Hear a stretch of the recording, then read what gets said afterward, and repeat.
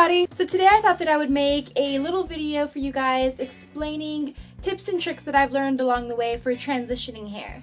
For those of you guys that don't know what that means, transitioning your hair basically is just going from relaxed, very damaged hair into your more natural, healthy curl state. I've always had curly hair, it's my natural hair, but when I turned 16 I started using a hair straightener and I didn't really know about the effects that heat damage could have on curly hair, and very quickly my hair went from being super curly to very straight, and I missed it after a while. So for about the last year and a half I've been trying to take care of my hair and try to get my curls back, and so I've learned a lot of tips, and I hopefully by sharing them with you guys it could help some of you guys out. First things first, to start I'm going to show you guys a little bit of footage and pictures of my hair back when it had the heat damage.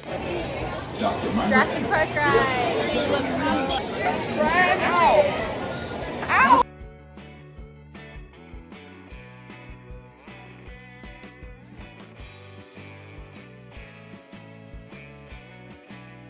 My hair right now is obviously nowhere near perfect. I'm still trying to fix a lot of the heat damage that I'd gotten throughout the years, but in comparison to a year and a half ago, 2 years ago, I feel like it's changed a lot. Tip number one is give in to the co-wash. It sounds super gross at first when you're very first learning about taking care of natural hair, when people tell you not to use shampoo on your hair and to use conditioner instead, and it took me so long to give in to this and to actually try it, but when I did, it made such a big difference in my hair, and so I would definitely recommend for you guys to just try it before you hate on it.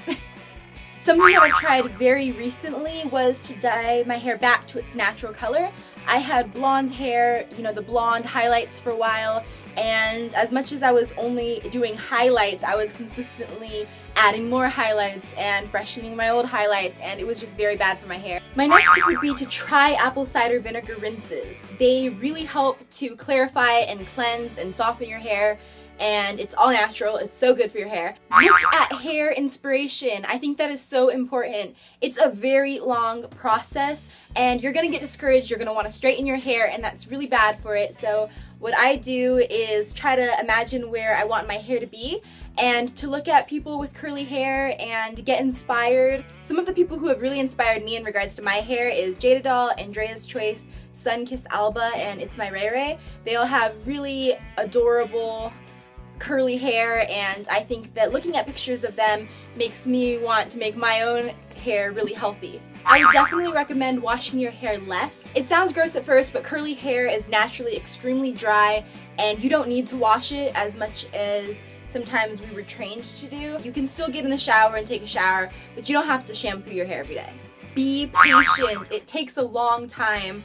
My hair obviously is still kind of getting healthier. My ends still have a lot of work to do, but it's taken me a year and a half to get to this point, and it's a really long process, and it's really important to just stay patient and stick with it. Faster growth means a faster process, so anything that you can do to speed up your hair growth, taking vitamins, drinking water, anything like that, you definitely want to do it, because the faster that your new growth grows out, the shorter the process is going to be. And the same thing definitely goes for keeping your scalp clean. When your scalp is clean, your hair is going to grow faster. So there's definitely a question of doing a big chop or doing slow trims. And for me, I personally did slow trims. So you're going to either want to, you know, decide, oh my goodness, my hair is just relaxed and I don't want to deal with the mixing of the textures, just cut everything off and it'll grow. Or you can cut, you know, a huge amount off and then just kind of, as it grows out, trim it. That's considered the big chop. I didn't want to do that. I had long hair. I've always kind of had longer hair, and I didn't really want to cut it all the way up really fast. So as it grew out, I trimmed it, and it would grow and I'd trim it. And then eventually it got to a point where I just couldn't take it anymore, and that was about a month and a half ago, and it was curly, and then right around here it was really straight, and I just trimmed a lot of my ends. But by that point, most of it had already grown out, and I only had to cut off about 2 or 3 inches to get it to the point where I liked it. So you have a choice with that. You can either do a big chop or you can kind of cut it slowly as it grows. Now, if you're going to, trim it slowly as it grows, the con to that is that you're going to have to deal with the weird textures. So your top is going to be growing out really, really curly, and you're going to have these ridiculously straight ends. And that is definitely the most frustrating part. So for me, the most handy thing was to learn how to consistently deal with the new texture. So I would do braids, I would put it up in a bun, I would try to consistently try out new curly hair techniques because my hair texture was always changing, so I had to kind of keep up with my technique in order for it to work with my hair. It takes a little bit more work, but I think that for me it was worth it to not have to cut my hair really short. So when you're talking about transitioning hair, everyone always says to do buns and braids, and that really, really helps. But another thing that really helped me was diffusing my hair, because when my hair was just kind of starting to get a little curlier at the top and it was wavy at the bottom, and I wanted to match that wavy texture to the curly at the top, diffusing it makes your hair a lot more curly. So I would definitely try using a diffuser just to kind of make the wavier ends curl up a lot. And another thing that really, really helped me was twisting my hair, finger coiling it.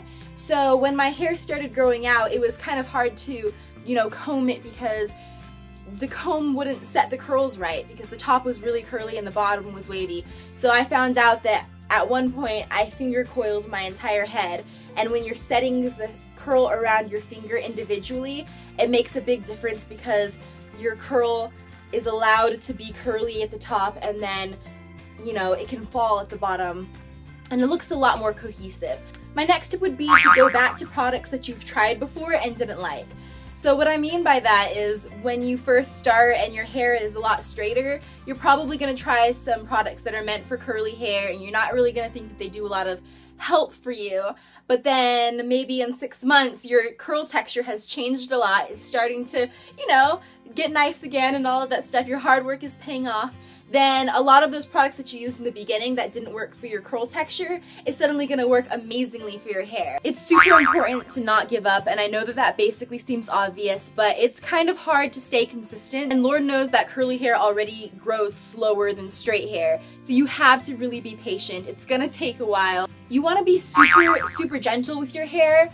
It's called demarcation, where the curly part meets the straight part when your two textures meet up, and that point is very weak, so you really want to be gentle with your hair. Treat it like it's 1,000 years old. I would definitely say that you guys would probably want to experiment a lot with your hair on heatless styles and protective styles. So you could do braids, you can do buns, you can do twist outs, you can use foam rollers. All of these things are going to react completely different to different types of hair, so you're gonna have to watch videos and just experiment. Be really, really careful about what goes into your hair, and I'm sure if you watch curly hair videos you'll know this, but you shouldn't be using sulfates, you shouldn't be using silicones, and you also want to be really careful about alcohol. That's something that I didn't realize until recently.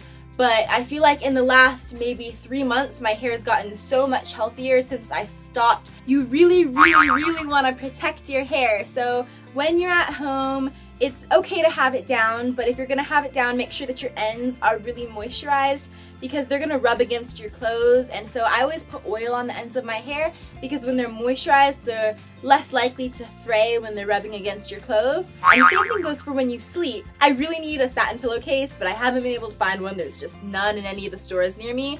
So I've been using this satiny jacket, and I just put it over my pillow, and any type of satiny silky surface is gonna just make sure your hair glides over it, and it just glides on it instead of cotton. A lot of times can just tear and rip at your hair and cause friction.